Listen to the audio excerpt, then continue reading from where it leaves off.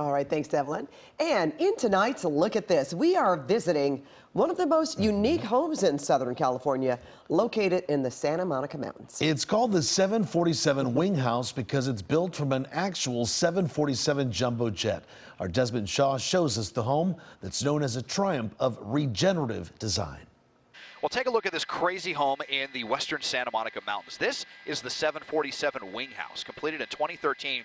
Truly one of the most unique homes in all of Southern California, as it's designed with a lot of parts, including the wings and horizontal stabilizers from an actual Boeing 747.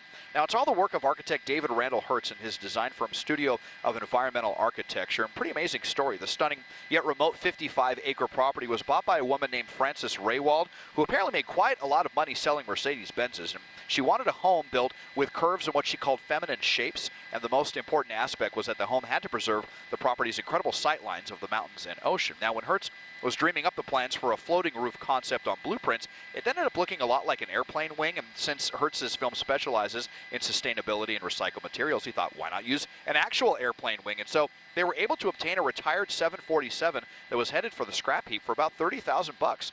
According to aircharterserviceusa.com, every part of the plane's fuselage will be incorporated into the home's design. Of course, the wings are the most dramatic part.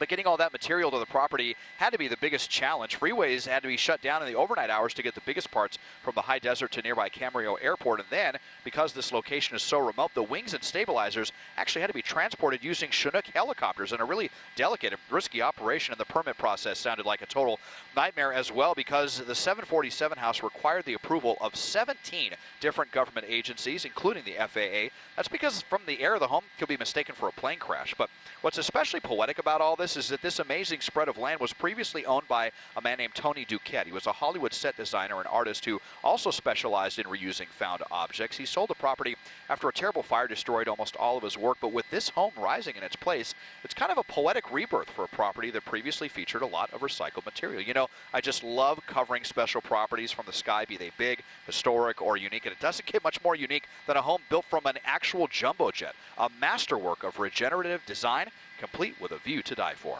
Thanks to Cody Belicheski for telling me to check it out. Taking a look at this from SkyCal, I'm Desmond Shaw.